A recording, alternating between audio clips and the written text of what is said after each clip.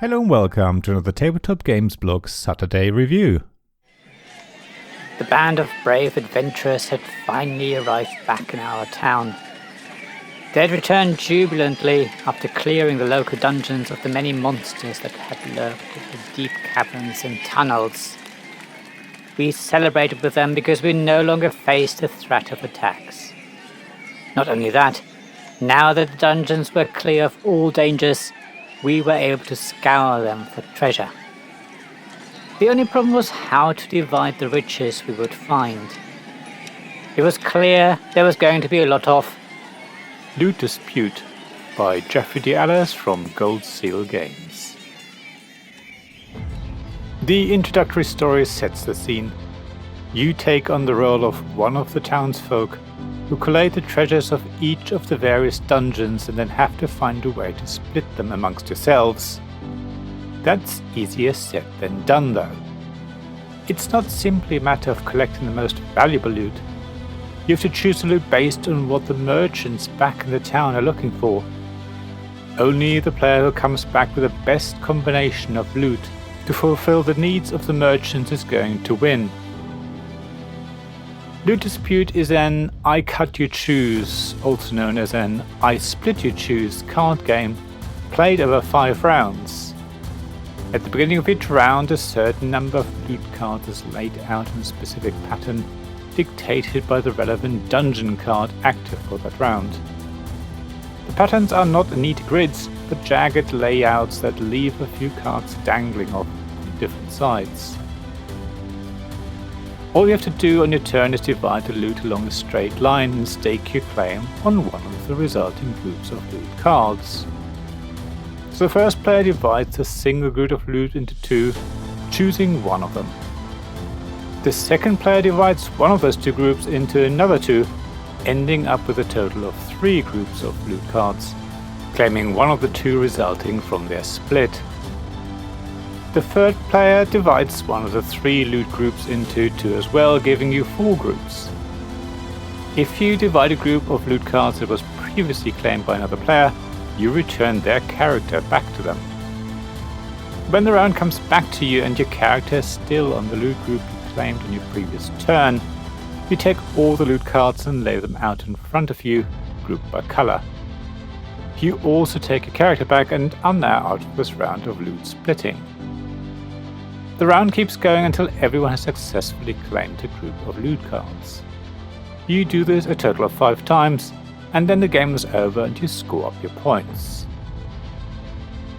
The way you score is based on the merchants you collect during the game. Every round when you claim your loot and take back your character, you also choose a merchant. The merchant defines what your cards are worth at the end of the game. Only your merchants affect your points. Other players' merchants have no impact.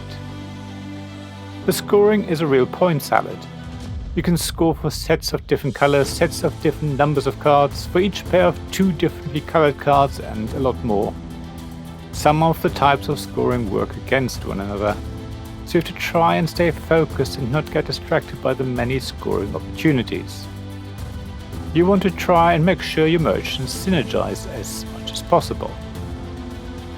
Each round you can see the merchants available, so you can roughly plan what loot cards you might want. However, if you claim your loot after another player, they might take the merchant you had your eyes on, so timing can be important. Getting the merchant you want can be tricky, but working out how best to carve up the loot is really the core of Loot Dispute. If you go for too big a haul, others are most likely going to carve it up further. Unless of course they desperately want a certain type of loot. A clever play can give you a big amount of loot while making the other players feel like they got the more valuable prize for themselves. So you have to keep a keen eye on what everyone is doing. While the game does require a bit of focus and some planning, it's very light. I think Loot Dispute works for a wide range of ages. Sometimes younger players are better at spotting the patterns of cards they need for their merchants, while older players are better at the table talk. Ultimately, the fun is in how everyone carves up a stash of loot cards. It's amazing how the groups get smaller and smaller. You want to convince other players to leave your hole alone. You might even want to barter and let someone else have the card they want, so you can get those that you need. Sometimes it's actually better to cut off only 1 or 2 cards and let the other players fight over the rest. If those 1 or 2 cards are the ones you need for a good score, or if it means that you are first to choose a merchant, allowing you to get the card you really want. Timing your decisions right is really exciting. If you can gauge what other players around the table are after, you can often get away with claiming the cards you need. Loot Dispute doesn't take too long to explain and is relatively quick to play. It can sound a bit confusing at first, especially understanding how the merchants work. However, it's best to just start playing, because after the first 2 rounds everyone will know what they're doing. The rulebook is also really good and explains all the merchants in detail. There are also plenty of examples to make it easy to understand how it all works. Loot Dispute is the sort of game that is going to become an evergreen in my collection. I know I can play it with all the family, and even more serious gamers will enjoy the table talk and scheming that evolves as you play. It's an all-rounder, and I'm glad that I was able to claim this treasure. Thank you for listening to this Tabletop Games Blog Saturday Review podcast. Please check the description below for links mentioned in this episode, as well as to the written version of this article on the blog. If you enjoyed this episode, please subscribe, give us some stars, or leave a review. Please also tell your friends about me, and if you want to offer financial support, check out my Patreon and Ko-fi pages, links to which you'll find in the blog at tabletopgamesblog.com. So thank you again for listening, and I hope to see you again soon. This podcast was made possible by the generous help of my supporters.